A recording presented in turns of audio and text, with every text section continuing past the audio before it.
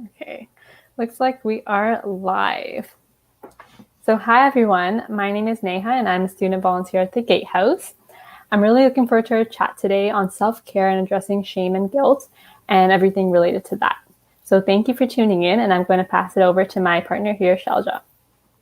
Hi everyone, my name is Shailja. I'm another student volunteer at the Gatehouse. Like Neha said, we're going to be chatting about self-care and addressing shame and guilt that can be related to self-care. So with that said, we're going to get right into it. So Neha, what is shame and guilt, and how do these two concepts impact self-care? Thank you, Shailja, for asking that. I think it's really important to, differentiate the two, because sometimes people kind of think of shame and guilt as like one thing that are really similar. And they are similar, but there is a difference. And so the difference between the two is that shame focuses on the self. For example, I am a bad person or I am a mistake, whereas guilt is a focus on the behavior.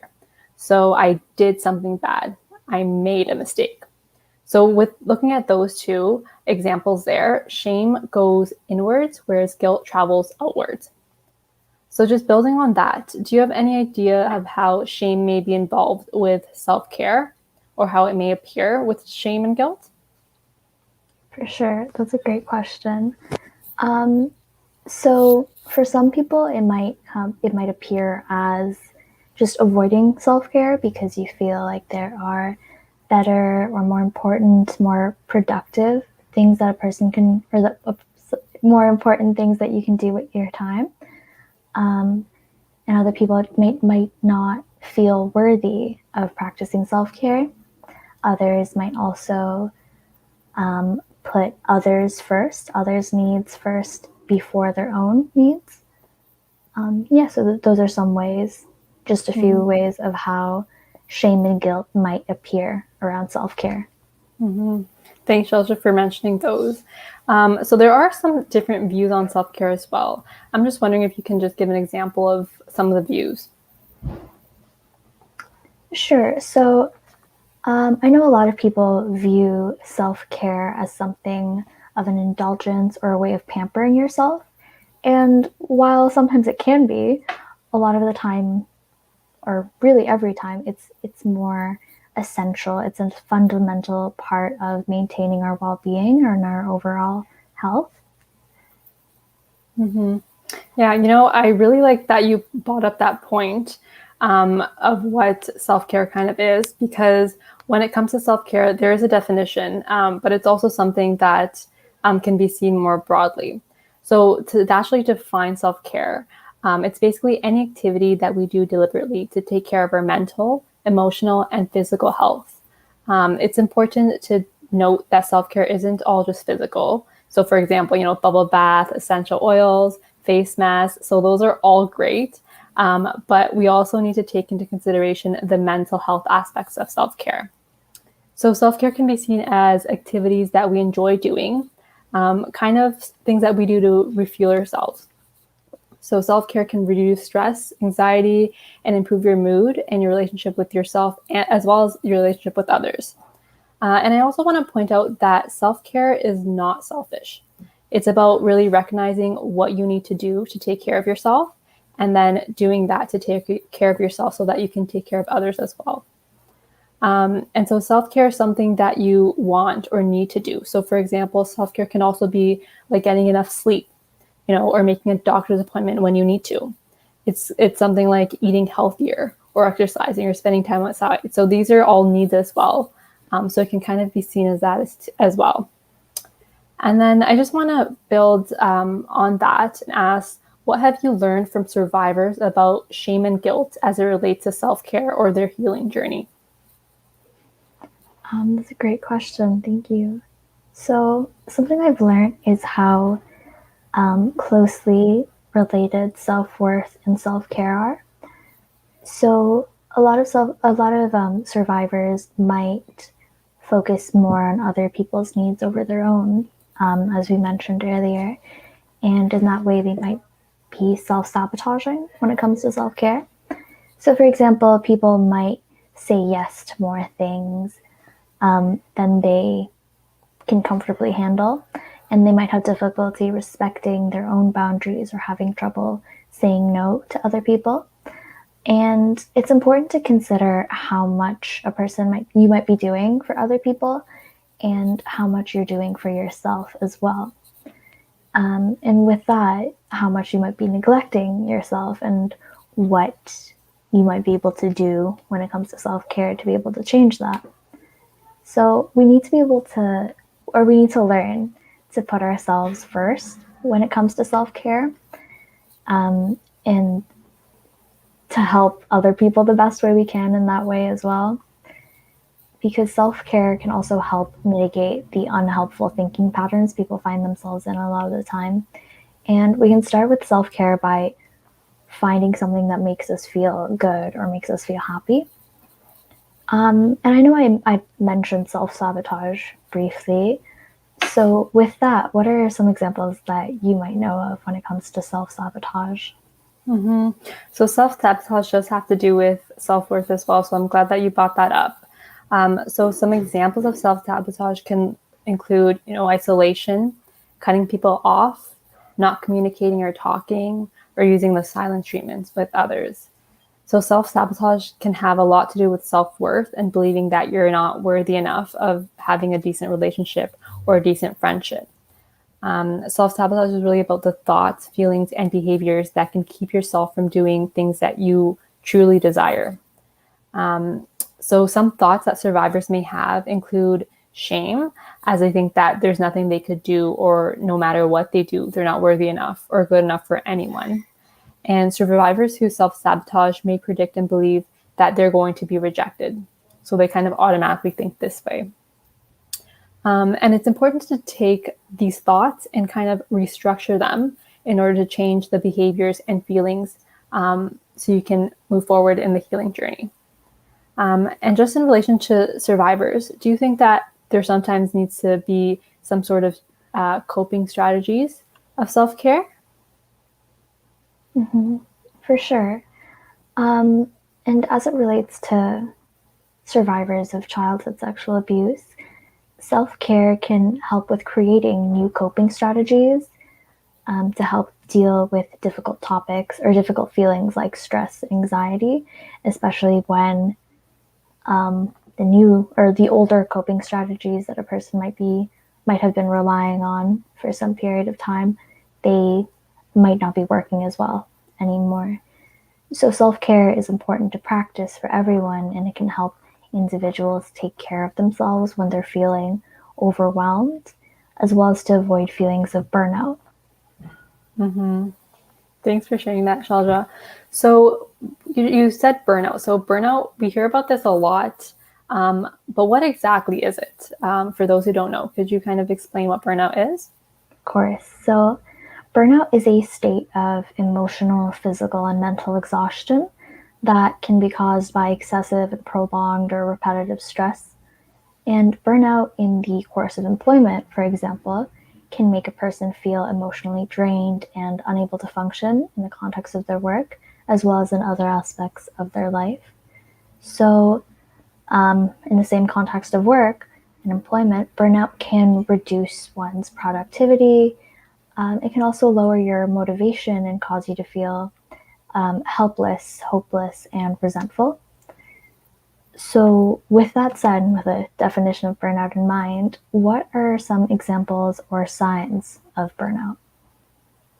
Thanks for asking that, Shailja. I think it's really important to recognize those signs if you do feel like you're burnt out. So individuals who are burnt out from work may feel drained and tired most of the time.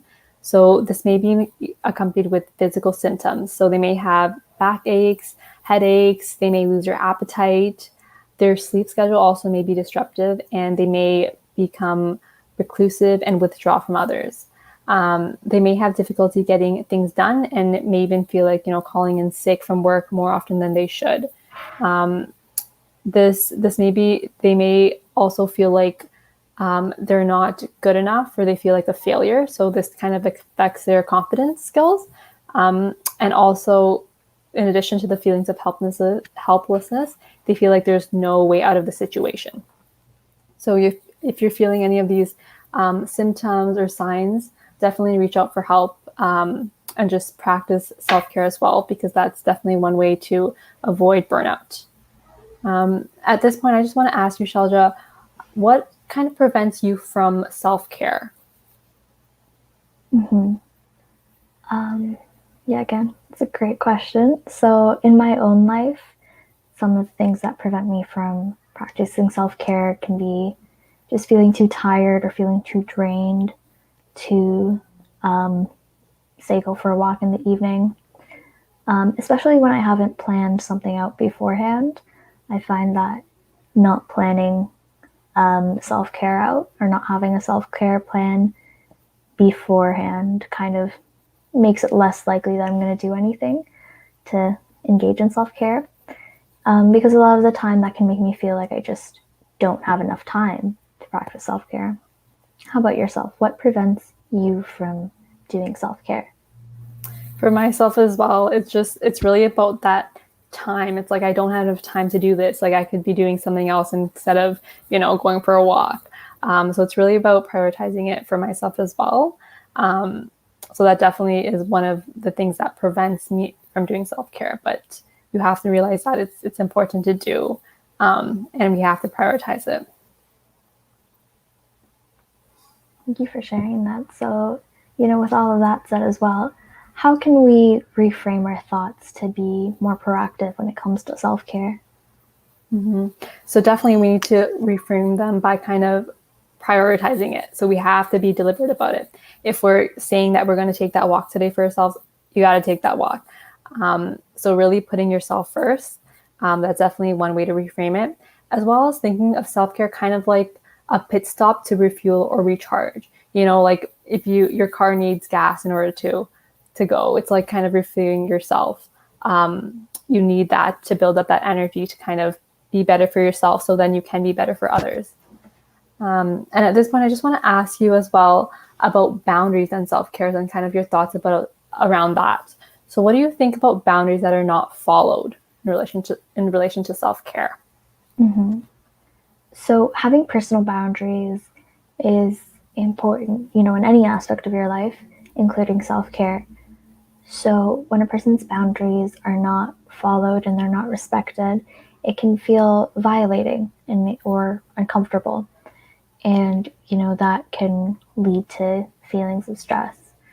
So, for many people, including survivors of childhood sexual abuse who may have experienced a violation to their personal boundaries, I think it's also important to remember, you're not alone.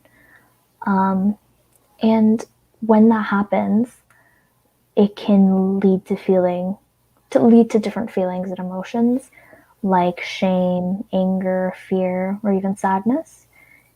And in relation to that, I think it's also important to remember that to be able to set healthy boundaries with other people, you also have to be able to set them with yourself and to be able to respect those boundaries with yourself as well. So I know we've also briefly touched on the ways that we find it important to plan self-care ahead of time. And yeah, how having it planned beforehand makes it more likely that we're going to follow through with our self-care. So what can people do if they don't have a self-care plan, but they want to start one? Great question, Shailja. And I just see a comment here saying that they're thankful for sharing the time we're doing to share this with them. I'm so glad to be here as well. So thank you for that comment. So in terms of creating a self-care plan, if you're wondering how you can start one, it can be something as simple as taking it day by day and really acknowledging that you're caring for yourself. So once you start to, kind of get a routine with yourself, you can then work towards the week and then maybe even the month. So with this plan, it really depends on what works best for you. It is very individual. And sometimes basing your self-care plans on what you might be truly feeling in the moment can help you decide what you need in that time. So just taking it day by day, really helps. So let's say, you're feeling exhausted and a self-care activity was to work out. If you're feeling exhausted, you might not want to work out, right?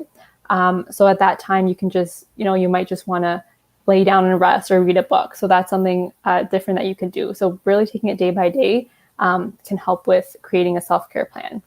And just building on that, Shailja, maybe we can give some examples of self-care ideas. So do you want to talk about maybe some physical self-care ideas? Sure. So, yeah, of course, with self-care, there are different aspects that a person might want to focus on. So, some ideas that you can turn to when you want to focus on more physical aspects of your well-being and focus on self-care in that area. You can, take a walk or just spend some time outside, ride a bike, even work out, or even taking a nap, getting more sleep, or improving your diet. These are all good ideas when it comes to focusing on your physical well-being. So, what are some ideas that you also have when it comes to, say, your emotional well-being and self-care for your emotional well-being? So for emotional self-care, you can definitely listen to music that you like, because music definitely impacts your mood. So that's something that you can do, maybe listen to your favorite song or something that you really, really enjoy. Another example for emotional self-care would be to say a daily affirmation in the mirror.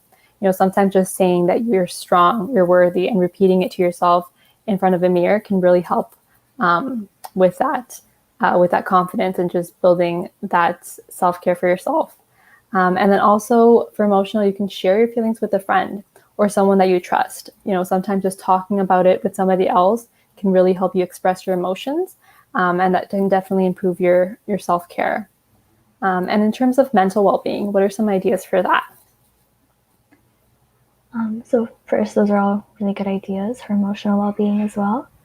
For mental well-being, there's just a lot of different things you can focus on as well. Like a person could, make a list of goals, whether that's personal, professional, other types of goals as well. They can also listen to positive speakers, read a book, write a letter, or even journal your thoughts. And with journaling specifically, that can be a really good way of connecting with yourself and listening to your own needs and thoughts and feelings.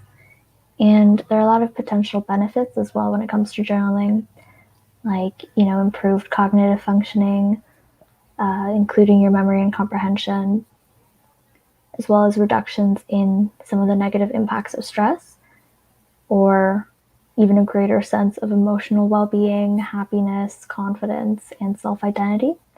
And for some people, journaling may also help them improve emotional functioning by providing a chance for catharsis, as well as to help your brain regulate emotions a bit better. So what other ideas do you have when it comes to spiritual well-being and self-care? So great ideas there, Shailja. And for spiritual, the first thing that comes to mind for me is to meditate.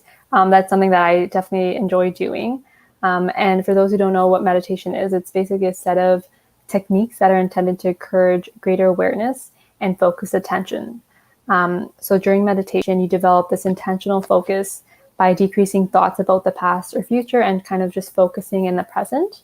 And there are potential benefits to meditation. Some include better management of symptoms of anxiety, depression, sleep disorders, or pain issues. It also helps with concentration, relaxation, inner peace, stress reduction, and tiredness. It can also improve your emotional well-being, and sometimes also the working memory, as well as create greater empathy for yourself and others, which is always necessary to have. Some other examples of spiritual self-care ideas would be to kind of connect with nature. So you can, go outside, get some fresh air, go on a hike. What I like to do is kind of put my feet in the grass when it's nice and sunny, just like your bare feet, and it feels really good. Another idea for spiritual self-care would be to pray. So for those who are religious, you can pray because that might make you feel better in the moment. As well as maybe volunteer in the community, because that can be very rewarding for many people. So that's definitely a spiritual example of well-being. and self-care.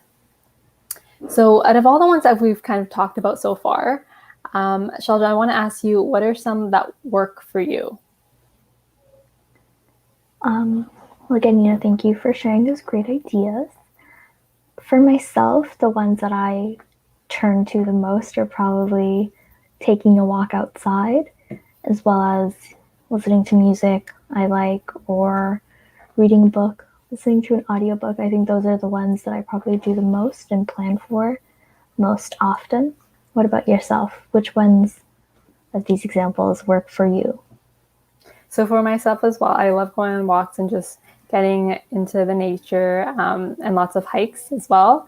And I mentioned I do like meditation. So another thing that kind of works for me is something called the breathing technique. So it's called the STOP method. So STOP. And I can kind of go through that with everyone, for those who don't know. So stop, so the S would mean to just stop and interrupt your thoughts and pause whatever you're doing. So just kind of stop there in the moment. And then the T in stop would be to take a breath. So kind of notice your breathing for a second. You can breathe in slowly through the nose, expanding your belly, and exhaling slowly through the mouth. And just take that deep breath. And then the O in stop means to observe. So this would be to kind of become the observer of your thoughts, emotions, or physical reactions. So kind of, what do you notice in the moment? What are some emotions that are present? How does your body feel?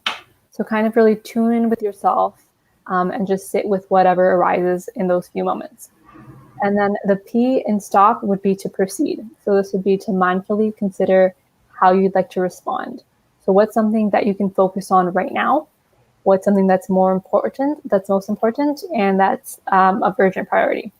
So this really helps to narrow down your focus. And let's see, if you're feeling really stressed, it makes you take things one step at a time, rather than, feeling so overwhelmed with all the emotions. So that's definitely something that's worked for me. And that, again, is called the STOP method. And just to build on to that, what are you going to do for self-care today? Thank you for taking us through the STOP method, Neha. So today, I think I'm going to go outside and take a walk since the weather is so nice. I'll probably listen to some music as well. What about yourself? What are you going to do for self-care today? Thanks for sharing that, Shailja. That sounds great. I'm just going to read the comment before I share mine. We have indoor gardening, music, and chatting with someone are solid to goes for me for self-care. Those are wonderful ideas. Definitely gardening is so nice. I love doing that as well. And listening to music, love that. And always chatting with someone can make you feel better, just expressing those emotions. For myself today, I'm definitely going to go for a walk, and get some fresh air later on. And then I think I'm going to make a nice meal, and just enjoy that after, because I think that sounds good. Before we just wrap up, I just want to let everyone know that not to be so hard on yourselves, in relation to self-care, and just kind of take it day by day. You are worthy of self-care, and you deserve to be self-cared for. So please just, take it easy, do something that makes you feel good in the moment. And I hope you guys learned something from this self-care live stream today. Shailja, do you have anything to add to that? Yes. Thank you all for listening or watching our live stream. And yeah, I want to reiterate that reminder as well, to not be too hard on yourself when it comes to self-care, and to remember that we're all worthy of self-care. But, even knowing all of this, even knowing everything we've shared with you today, sometimes it's hard to plan for self-care, and it's hard to not feel guilty when it comes to doing or not doing self-care. But it's always important to, take it one day at a time. So thank you again for listening to our live stream. Have a good day. Have a great day. Enjoy your evening as well.